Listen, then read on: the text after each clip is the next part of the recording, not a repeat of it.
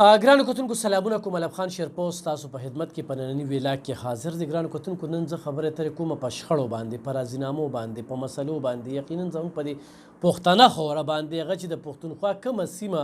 تاسو ګورئ نو هلته کې دا جنګ جګړې په وړو وړو خبرو باندې کیږي او داسې عجیبه عجیبه واقعات مخې ته راځي چې اوبه دې دړدئ، اوبه دې جړئ. لکه په ثوابې کې په یوونه باندې څلور وروڼه د دې دنیا نه لاړل. ډېره زیاته افسوسناکه پیښه. بیا په سوات کې هغه ماشوم په غېږه پروت، هغه تصویر سړی جړی.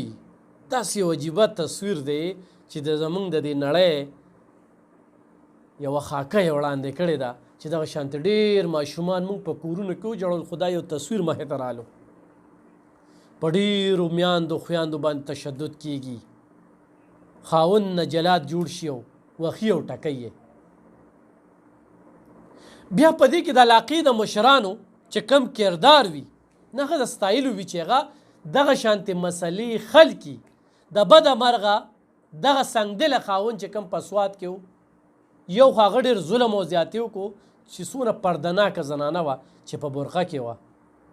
څومره پردناکه زنانه وه او هغه ووجله. خو په دې دومره وخت کې داسې مشران نه وو چې د دوی یا کور روغ کړی و یا بېلتون کړی و. ګوره چې کور نه جوړېږي نو بیا فرض د طلاق، بیا قیصه ختمول دي چې په مرګ یې ختمه کړه. د هغې مرګ هم پرېږده په خپل ځای، د هغې نوره نه وه. خو د ماشوم د ژړا سره او د ماشوم د انداز سره په لکو خلکه نور جړېدلي دي. یا په ثوابۍ کې په ونه باندې څلور وروڼه ووژلې شو، څو خویندې کونډې شوې، څو بچي یتیمان شو. داسې مثالونه هلته د سپي په غب باندې، د شوتل په پاڼه باندې، په موټي ګیا باندې مرګونه شوي دي. خو ګرانو کتونکو نن د ډاکټر محمد شفیق حاجي آباد شریف عمرزی رور لطیف احمد عمرزی او د هغه ملګرو چې کومه راضینامه کړې ده ډاکټر سهیل او عارف خان، چې یو پریخ د تورنزو سکول کورونو یو د ډکیو، د دوی ترمنځه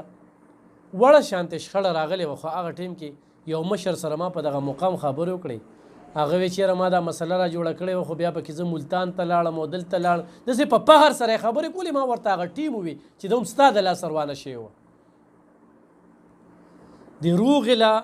دې له وخت نه دي ورکول پکار. نو هغه خبرو سره زما ټیم کې په سر دړ شو چې یاره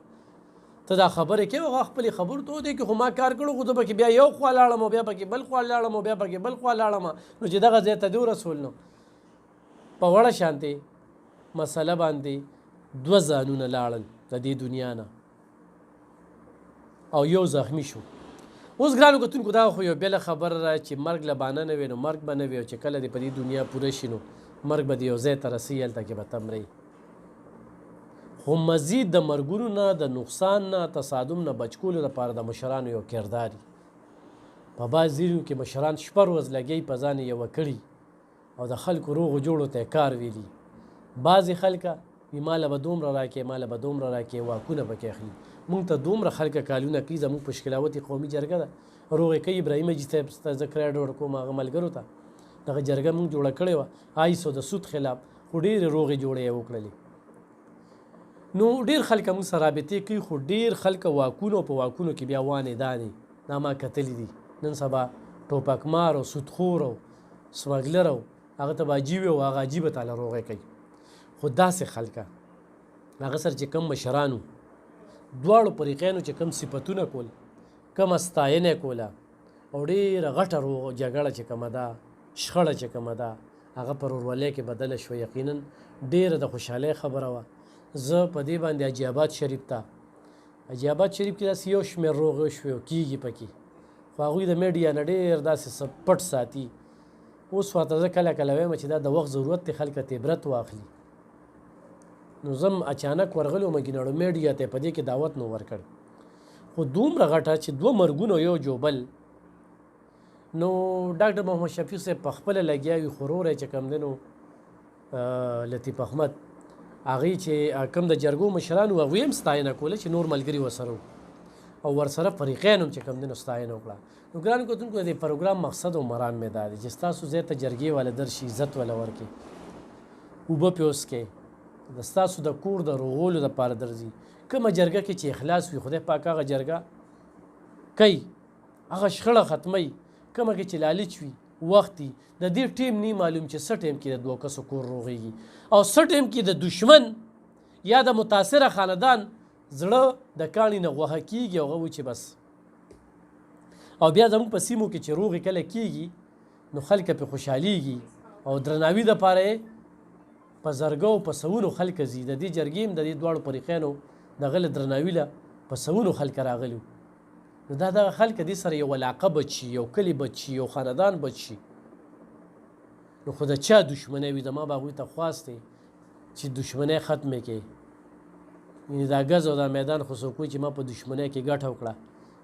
دشمني ټول تاوان تاوان دی د خپل هر څه نه ځان خلاص کړه ښکلي د عزت خاندانونه وي پردي کلي کې د پردي خان لنګې مضبوطوي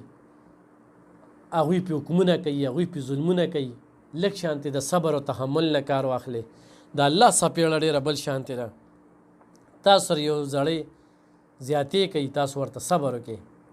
الله پاک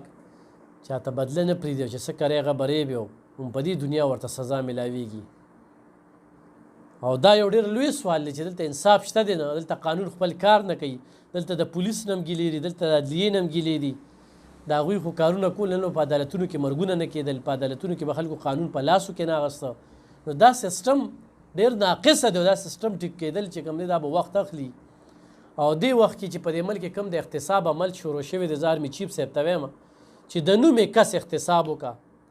صحافي دی یا بیروکریټ دی هغه سیاسي دی هغه څه دی دې خلکو دا ملک لوټ کړی دی دا خلک راټینګول دی چې کوم ځای کې انصاف نه کېږي کوم ځای کې افسر کرپټ دی د هغه خلاف دې کاروي وشي دا خو یو بیل باب دی په دې به بیا خبره ترې کوم خو ګرانو کتونکو یو خو ګرانه ګراني ده وکیلان به دې په بیا بیل ورچوي عدالت کې بیل وي تاریخ به تاریخ نو د هغې نه ښه دا ده چې ډي آر سی ته لاړ شي یو درخواست ورکړې ساده خپلې مسلې په خپله په کور کې حل کړې اړو درېمګړي ته پکې حیثیت نشته دی خو دغه شانتې جرګمارو ته زه خراج تحسین پیش کوم کریډټ ورکوم داد ورکوم چې د دوه کسو کور روغوي خو داد یو خو نور دی نو تکړه شئ